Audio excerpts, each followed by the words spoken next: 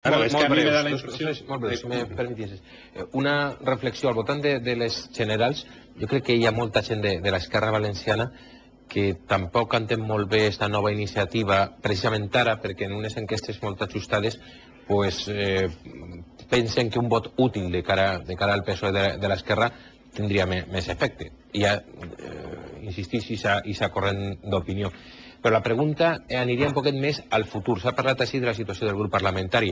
Jo crec que ara estem en un stand-by pues no escrit, però evident, per el tema de les eleccions generals. Però quan passa el 9 de març, la situació del grup parlamentari són 4 persones que estan en vostè, diguem, 3 en Glòria Marcos.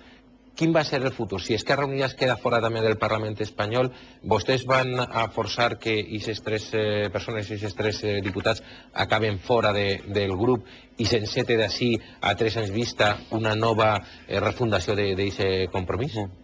Bueno, jo el que diria a la gent és útil per a què? Útil per a que mos furten l'aigua del riu Xúquer? Útil per a que mos prohibin d'un sistema de finançació correcte? Útil per a que mos facin un AVE que destrossa l'Horta com ha destrossat ja l'Horta Sud? Útil per a privar-nos d'una policia autonòmica? Útil per a aconseguir un sistema de finançament més just i solidari en el conjunt d'Espanya? Doncs això el PSOE no ho garanteix. Ja, però vostè és conscient que tenen molt complicat obtindre l'escó de diputats. No, jo soc conscient que hasta que el poble valencià s'ha de pronunciar i assigni una opció valenciana que suma i que està treballant per aconseguir una presència. És més, és doblement útil perquè ens estem disputant l'escó número 16 amb el PP.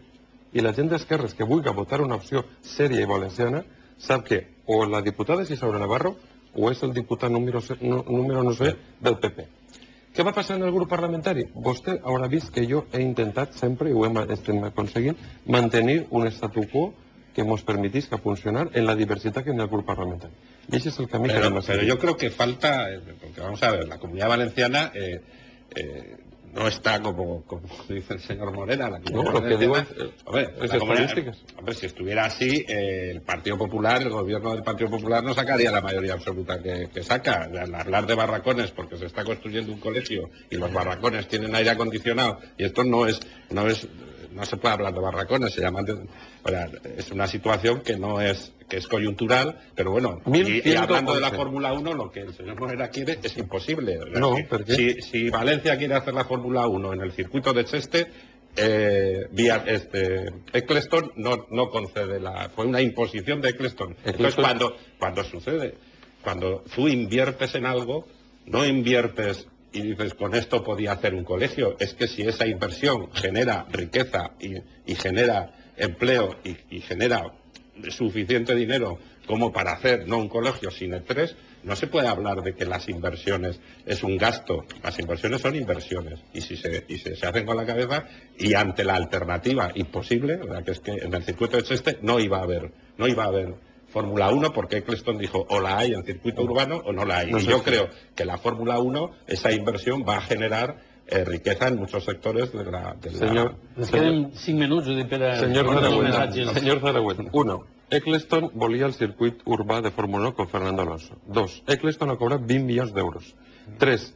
Els diners dels valencians, 20 milions d'euros, ja s'han gastat en el circuit de Cheste de forma per adaptar-lo. I 4. Una inversió no és un gasto de 140 milions per a destrossar el plan Jean Nouvel en la ciutat de València. ¿Vostè sap el que es pot fer en 140 milions d'euros? 2 hospitals comarcals d'última tecnologia i con los 200.000 i per altra banda, jo no m'invento els números. El nivell de renta de la Comunitat Valenciana respecte a Espanya és que som de les comunitats pobres. 91%. Així no lliguem els gossos en llonganisses, com ens diuen contínuament. 91% sobre 100. Sí, estem a la cua. I a nivell europeu estem en el pelotó dels torpes. Perquè no estem innovant en el que és una economia competitiva que s'hauria d'innovar. Estem fent traques i gastos absurdes derivats d'un govern que no entén que estem en una situació molt difícil. I no ens hem preparat per a la crisi econòmica que tenim ahir. Però que té unes conseqüències també. Vostè mateixa parlava a favor de la Fórmula 1. Jo sí, en el circuit. Perquè té un retorn per part de la gent que ve, tota la repercussió. Però ens estalviaríem 140 milions d'euros, que estem destrossant el plan Jean Nouvel en 140 milions d'euros. Eccleston no quiere. Sí que vol. Si lo que volia era anar al circuit, va ser una imposició del president Carles. No. Eccleston ja ha cobrat els 20 milions d'euros del Eccleston cànon. quería urbano y nocturno. Eso está para esta pregunta. José Luis. Sí, yo Es que lo no que... quiero hacer de opositor, pero es así. Yo voy a dejar de Fórmula 1 aparte, un poco a mover la actualidad política, y quería al señor Morera, a ver, que me explicara, yo creo que no me la ha llegado a explicar, el electorado valenciano, ¿a ustedes cómo los tiene que ver? Porque yo entiendo que los vascos vean al PNV de una forma, otro tipo de nacionalismo más moderado o más radical de otra. En Cataluña a Esquerra Republicana se la ve de una forma, a CiU de otra, y al Bloc. ¿El Bloc quiere comprender todo el espectro ideológico o no? ¿O es de izquierdas, o es de derechas, o es de centro, o es progresista, o no es progresista? No lo sé. ¿Qué espectro defiende el Bloc? Porque yo no lo entiendo, de verdad. Pues és molt senzill. Nosaltres, primer que res, som valencians i valencianistes, que defensem els interessos de la nostra terra.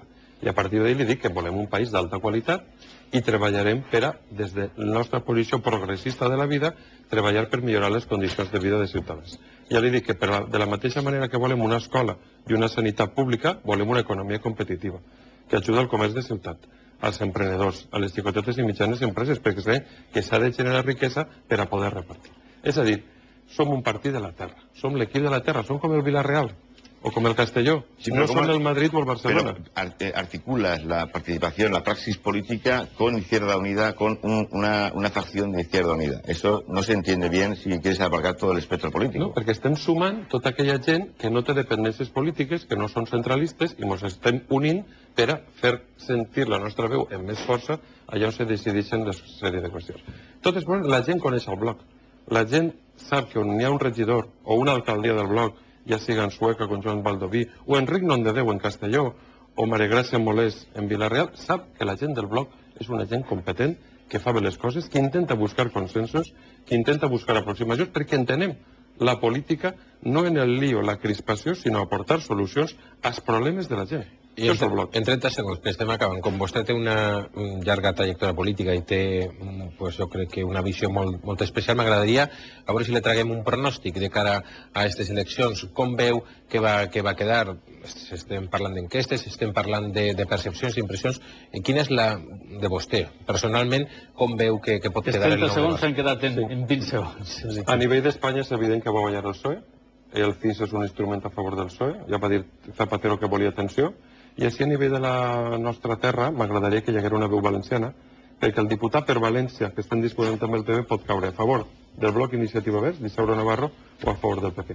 Els valencians mereixen tindre presència al Congrés dels Diputats. Enric Morera, secretari general del Bloc, moltes gràcies per haver-nos acompanyat en esta última setmana de precampanya electoral. És un plaer tenir-lo així als nostres estudis. Gràcies als nostres contertulians.